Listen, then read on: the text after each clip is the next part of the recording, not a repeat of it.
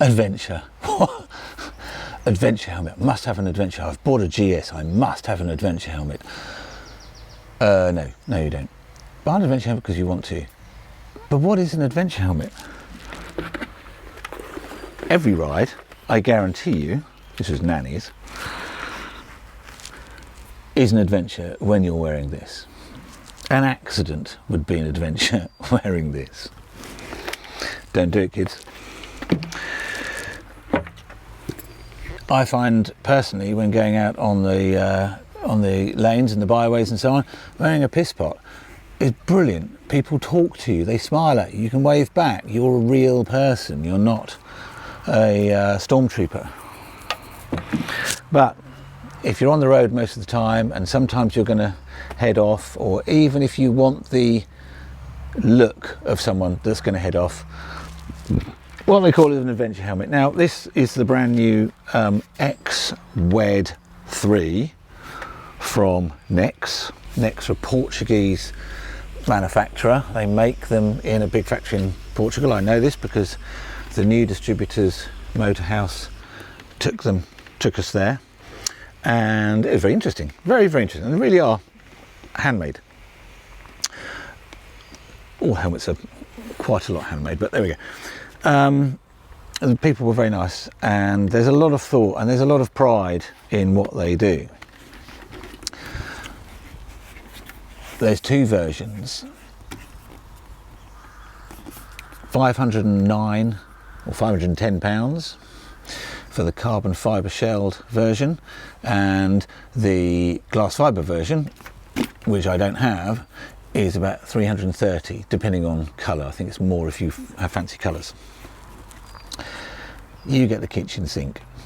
You get lovely great big visor that's also curved, so that should help wind noise. It should help just comfort long term. You get the best quality pin lock on the expensive ones. You get the still get a pin lock, but a lesser one on the cheaper ones. The visor is very easy to take off all the way up. Hit that button, it pops off. I'm not going to look a dick and try it in front of the camera.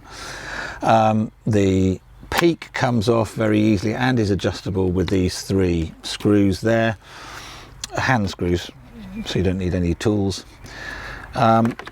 Inside here you've got a very nice and very deep drop-down visor, which I very much doubt is scratch proof, so do be careful of it. But if you want to take the visor off, you've got plates to go on here to keep it looking smooth. You can, this peculiar thing is for putting your goggle strap on, so you can have your goggles on. There's a lot of thought. I mean, the box comes with loads and loads of bits in it. There's GoPro mounts that stick in different places. There's the blanking plates for here and here. There's a chin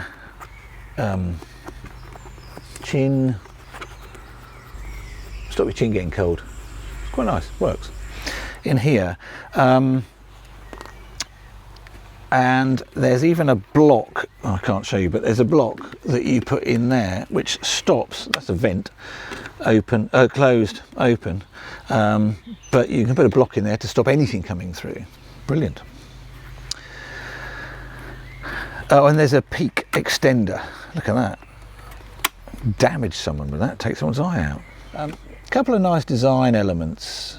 Rubber around here on the more expensive ones to hopefully help prevent a damage to your chest or to your back or to your shoulders with a hard helmet hitting it. The drop down visor lever is here. Now, first couple of times you use it, you're going to start opening up the visor until you get used to where it is, but you'll get used to it quick enough. The interior, beautifully made, really beautifully made. I can't say any more about it. It's also inside there. They've actually got an area to help stop sort of vibrations and movement around. So it is a very, very comfortable place to be with a large area to look on. You'd have to keep moving your head down to look at the clocks. Another thing I like with the peak, it's got loads of holes in it. Some peaks are flat and so on. So if you're riding like that, it's pushing your head like that. If you look up, it twists your head back. This doesn't. This is really nice. You take it off and you've got a really smart looking street helmet. The expensive ones come with a black visor as well. Double D-ring. You'll either love or hate it. That's a deal breaker for some. I love it. I've used it a lot. Used it on all sorts of different bikes, classics, sport tourers, off-roaders, and it works really, really nicely. One thing it isn't is a motocross lid. It's too heavy. It says 1725 grams like this. That's not strictly true. I wish I had their scales. But then I weighed my Arai, I weighed another couple of helmets, and they're all a lot less than they say they are on the back. A lot more than they say they're on the back. Few things I don't like about it. No, few things that I struggle with. That's in a weird place, but you get used to it. The visor clicks down nicely, clicks down, pulls itself in, and is a really good seal, really good seal. But to unclip it, it's here. And you very often, you get the chin vent as opposed to getting this, especially with gloves on. There's some winglets here which make it nice and easy to use when you haven't got it completely locked, but when it's completely locked, that's a pain in the bum. There aren't any sort of little slightly opened, but that's fine. I haven't had a problem with that. This comes down really nicely, loads of coverage there, doesn't touch my nose. I mean, Pinocchio might have a problem, but I found it really good. Doesn't get sweaty inside that I've found so far, so that's really nice.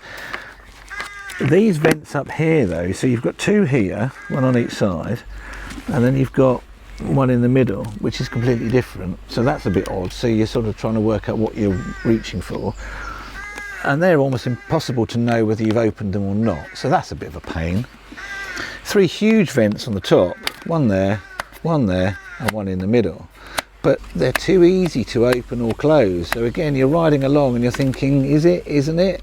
Anything, in my opinion, that takes your mind off riding and what dickheads around you are doing is not a good thing. So do get used to where they are, and next, when you make the X.WED3 or the simpleton.poo.brain, whatever you're going to call it Tabitha or something nice.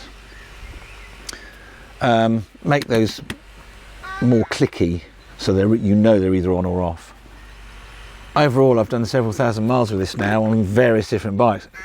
I really like it. I really like it. It's a good helmet, and at the moment, because they're eager to push Nexx in the market, because it's been so underrated over the last, we haven't been able to get them because the last distributor wasn't very good.